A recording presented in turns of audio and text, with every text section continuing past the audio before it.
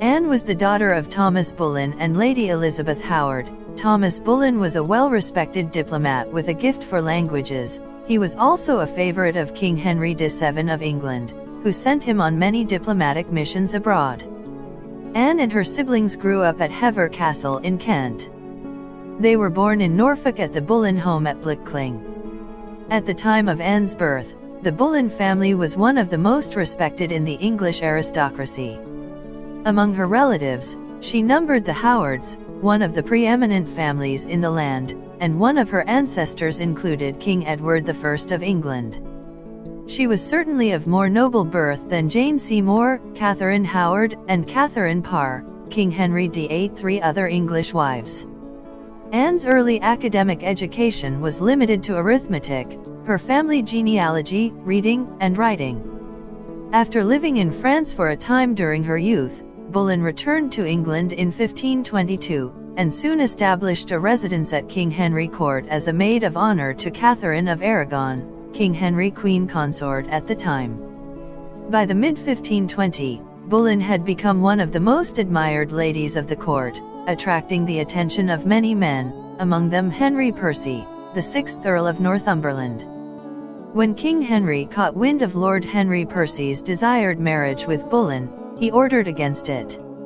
Around this same time, whether it was before or after Percy's interest in Boleyn had developed is uncertain, the king himself fell in love with the young maid. What is known is that Boleyn's sister, Mary, one of the king's mistresses, had introduced her to King Henry, and that the king wrote love letters to Boleyn circa 1525. King Henry wrote to his letter to Anne Boleyn saying, "If you give yourself to me, your heart, body, and soul, you will be my one and only mistress." Anne Boleyn replied with rejection, "I aim to be married and not be mistress. I know my worth, I deserve to be wife rather than mistress." Boleyn's response surprised King Henry, who is believed to have had several mistresses at that time, reportedly entering into these adulterous relationships because he badly wanted a son. But King Henry was desperate to have Boleyn, so he quickly configured a way to officially abandon his marriage with Catherine. In his petition for annulment to the Pope, he cited an excerpt from the Book of Leviticus stating that a man who takes his brother's wife shall remain childless, and claimed that he and Catherine, who was his brother's widow, would never have a son who survived infancy because their marriage was a condemnation in the eyes of God. Following a 6-year debate, during which time King Henry and Boleyn had courted discreetly, Anne discovered that she was pregnant in early 1533. Without the blessing of the Pope, on January 25, 1533, King Henry and Boleyn quickly married in a secret ceremony led by Thomas Cranmer, Archbishop of Canterbury. The following June, a lavish coronation ceremony was held in honor of the new queen. On September 7, 1533, Queen Anne gave birth to a daughter, Elizabeth I, who would be King Henry's only child with Boleyn to survive infancy. Anne would conceive twice more, in 1534 and 1536, with each delivery producing a stillborn baby.